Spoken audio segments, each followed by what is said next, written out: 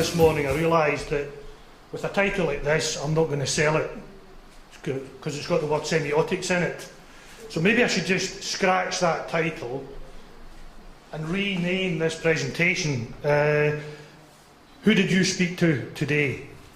And I want you to remember that right through to the end, and then I'll come back to it.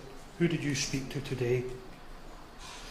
I also want to acknowledge Malcolm Evans, because I have to reciprocate, because he acknowledged me yesterday. The presentation actually is about construction, deconstruction, and then reconstruction. And you'll see that from the 3 case studies I'm going to cover in this presentation. This is part of my postgraduate research I'm doing for a PhD into knowledge management in storytelling and narrative. The trouble is, as I keep peeling back the layers, I started off with knowledge management, storytelling, narrative, and then I came across this veneer called semiotics. Recoiled in horror, thought, what the hell's this? And this is where I am today.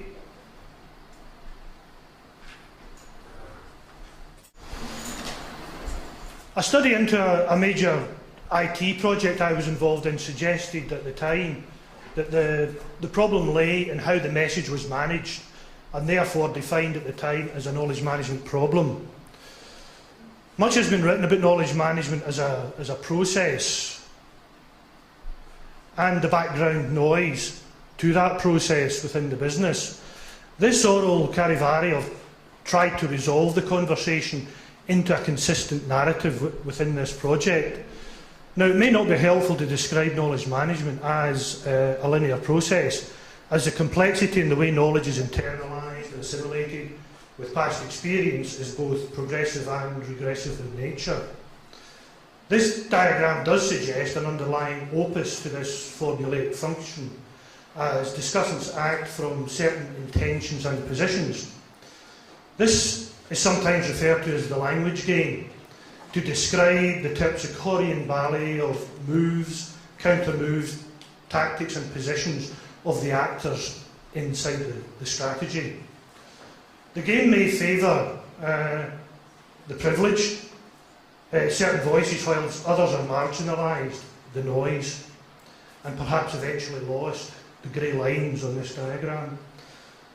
Gameplay indoctrinates memory and is embedded and embodied through histories shrouded by myths, anecdotes, stories and narratives. Many argue that the use of semiotics has the capacity to deconstruct and provide deeper insight into strategic conversation. This study feels that the semiotic square does offer an opportunity to map the univocal and the plurivocal nature of strategy conversation. Signification involves the recognition of the existence of opposition and contradiction, or in the case of this paper, univocal and plurivocal strategy conversation. There is a growing body of research in the nature of univocal and plurivocal strategy discussion. Cognitive components in discourse, the vocabulary, contextually depend upon the setting, the participants, the goals, the knowledge, the ideologies of the dominant authors in this game. This argument suggests that those aligned to strategy are univocal, and the actors participating in emerging stories are plurivocal. Univocal discourse is unequivocal, it's definitive, it's without metaphor, it signifies one voice and a unified view of strategy. Plurivocal is deconstructive in nature and can signify equivocacy, ambiguity, and even logical inconsistency. Regarding the ontological posture of the organisation, a strategy is univocal, but there are many other stories, emerging strategies, that may be regarded as plurivocal. Deconstructing and contesting the reality of signs may reveal whose realities are privileged, the univocal, and whose are suppressed, the plurivocal. Can the technology work?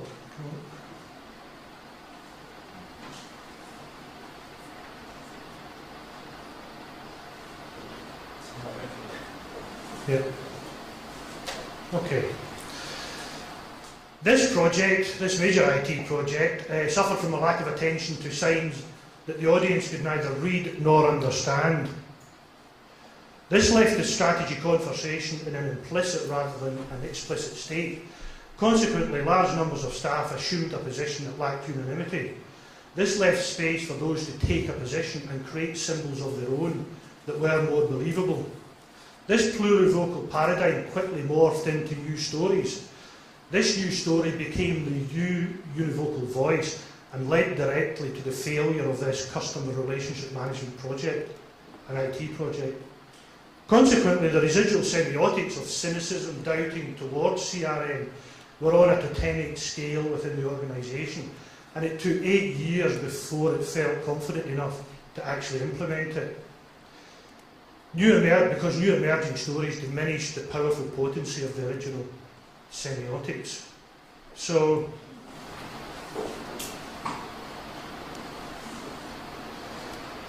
it was a bit like Schrodinger's cat. We knew that the cat was in the box, but we didn't realise what was in the box with it. Dynamite. And when we found out what was in the box, we were actually too scared to look inside. So I'm afraid that Kitty didn't make it.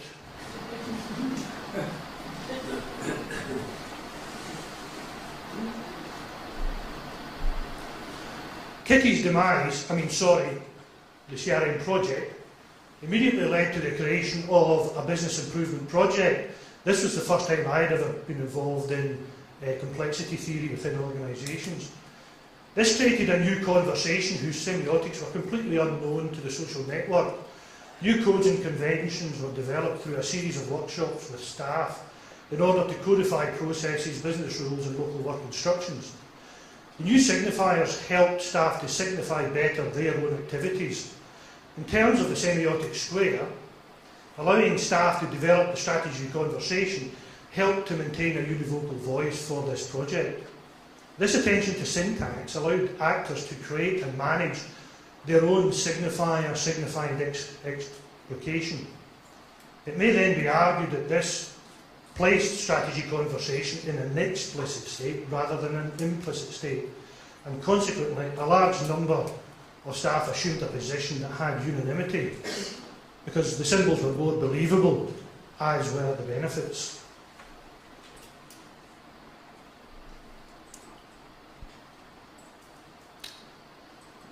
So at no mean expense, a business improvement team was formed. The initial task was to rationalise resources through the codification of the sales and marketing interface with customers.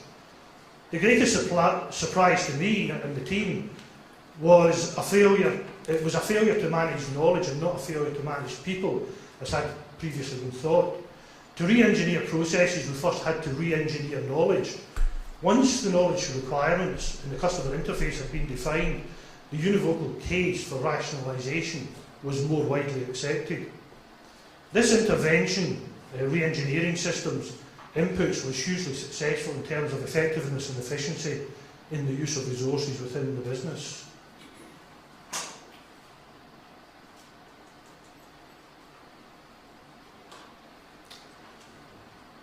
So that was dealing with system inputs. System outputs required a similar intervention. A balanced scorecard was introduced as a univocal paradigm to moderate a stramash of plurivocal voices to manage outputs more effectively across the business. Discourse was mainly driven by semiotics that were numeral, an easy focus for dominant actors in the game. This focus was at the expense of the silenced managing software objectives, which were actually the root cause of failure to achieving the numeral objectives. The decision was made to redefine a more holistic franchise. Balanced scorecards are a means of agreeing the nature of the story, because after all it collects signs. The existing conversation had to be deconstructed and a new conversation formed. We now knew that to create new knowledge, we first had to create new signs, and from this a new strategy conversation would emerge. This deconstruction opened the door to the plurivocal, those actors who were previously silenced. The actors were given the opportunity to create their own signs, and gradually a new univocal voice gained traction and began to coalesce around a new semiotic, the balanced scorecard.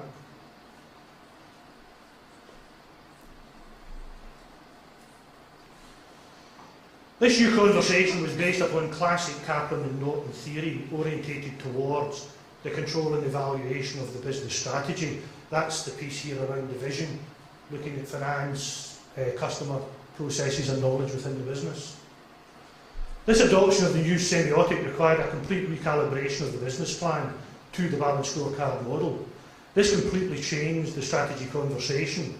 The nature of strategy conversation to oscillate between certainty and ambiguity is what is of interest to my study.